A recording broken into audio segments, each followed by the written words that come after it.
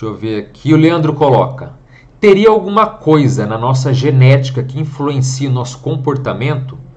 Pergunto isso pois vejo pelo que fazem com os cachorros, onde através de uma determinada raça define suas características. Boa comparação com o animal, né? Mas assim, Leandro, realmente a genética influencia sim, tá? Nós somos consciências em evolução, ok? Nós admitimos através das experiências que temos vidas passadas. No geral, o nosso temperamento é quase o mesmo, ok? Mas a genética sempre influencia. E não só a genética, mas existe um termo chamado mesologia. O que é mesologia? É o ambiente no qual aquela pessoa foi criada ou que ela teve a sua vida ensinada. Os costumes, a cultura, a sociedade no qual ela está inserida. Tudo isso também conta.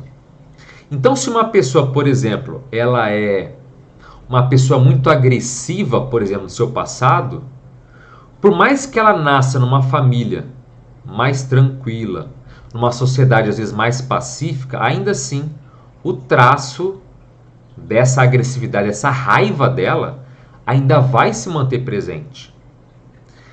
O meio pode ser que amenize isso, tá entendendo? Mas o traço dela tá lá. Se tu tiver ruim, se tu tiver bom, ela vai achar um motivo para estar ruim. Tá tudo certo, ela vai arrumar uma briga com ela, com os outros, mas o traço dela vai ser dominante ainda. Agora, se ela nasce num ambiente já conflituoso, numa família disfuncional, num lugar todo cheio de problema, essa raiva, esse traço dela tende a piorar. Tá entendendo? Às vezes a genética, por exemplo, nesses casos pode ajudar também, porque certas genéticas favorecem certas capacidades cerebrais ou certas condutas emocionais. Então a genética também vai ajudar nesses processos. Ah, quer dizer que tem uma genética que me ajuda, por exemplo, a ser uma pessoa mais criativa ou mentalmente mais ativa? Tem. Tem genética que atua, por exemplo, no corpo, fazendo seu corpo ficar mais ativo, mais disposto, mais letárgico, mais sonolento? Tem. Então a genética pode te ajudar a ser mais ativo, com menos motivação, tudo influencia. Mas lembra do exemplo que eu dei. A genética, o seu temperamento, a consciência pelo qual você é, sempre está lá.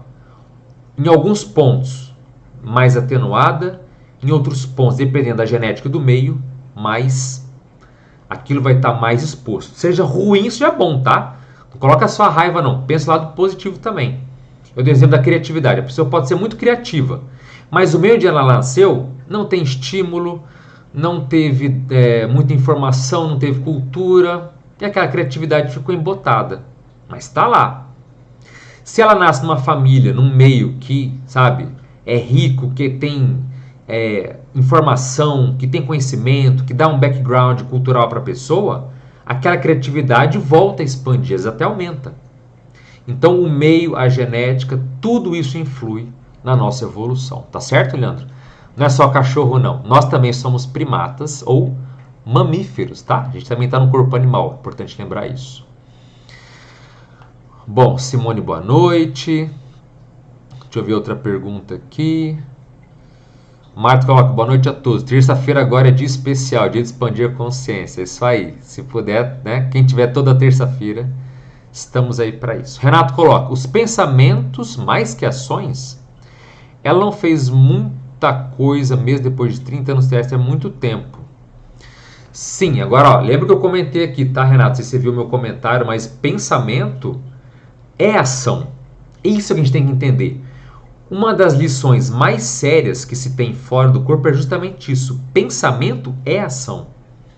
Fora do corpo, um pensamento pode mudar o ambiente, pode mudar as energias, pode te mudar de local, você pode ir para outro local, você pode acessar coisas incríveis, como pode se conectar a energias e emoções tóxicas. Pensamento fora do corpo é tudo, é ação. Mas e aqui no corpo? A gente não dá bola por quê? Porque a gente está restringido. Quem não sente energia, tá nem aí pro pensamento. Não sente nada. Quem não consegue perceber as conexões existentes, acha que tudo aqui... Fala, nossa, a minha vida está dando tudo errado. Às vezes, muito problema é a própria pessoa que está cavando o seu buraco. Cavando como? Pensando mal dos outros, querendo puxar o tapete dos outros, sabotando os outros, falando mal, fazendo fofoca, intriga. Sabe? Aí a pessoa fala, nossa, minha vida está num momento ruim. Por que será? Pensamento é ação. Não é tão imediato quanto se nota nas experiências fora do corpo, mas acontece. Pensamento conecta, pensamento higieniza, pensamento limpa, mas pensamento polui. Pensamento pode intoxicar, tá? Então tudo isso é muito sério. A Paula coloca, eu tenho isso, professor, quando alguém vai morrer eu já senti que meu filho morreu. Eu lembro que você comentou, realmente, isso daí é um processo que é um fenômeno neutro. Isso, o fato de antecipar um fenômeno, um caso, por exemplo, como esse, pode dar um certo preparo para a pessoa passar. A própria Anne, no relato, coloca que ela previu a morte do avô, mas para ela estava tudo bem. Aquilo ela está vendo como algo normal. Entende? Agora, dependendo da situação, pode ser muito sofrido, pode dar muito problema. Tem aquele documentário, vocês já viram na Netflix, que é Vida Após a Morte? Um documentário legal, assim. O primeiro episódio fala de EQM. Tem até um review aqui no canal que eu falo dessa série. O primeiro episódio é show de bola. Sobre EQM é redondinho, legal. E fala também de uma mãe que teve uma EQM que ela sabia que o filho dela ia descartar o corpo jovem. E ela ficou ali sempre se preparando emocionalmente para lidar com aquilo. Chega uma hora que ela até fala pro filho, ó, quando ele fez 18 anos, se não me engano, ela fala, ó, eu tive uma experiência, eu vi que você vai morrer jovem. E aí?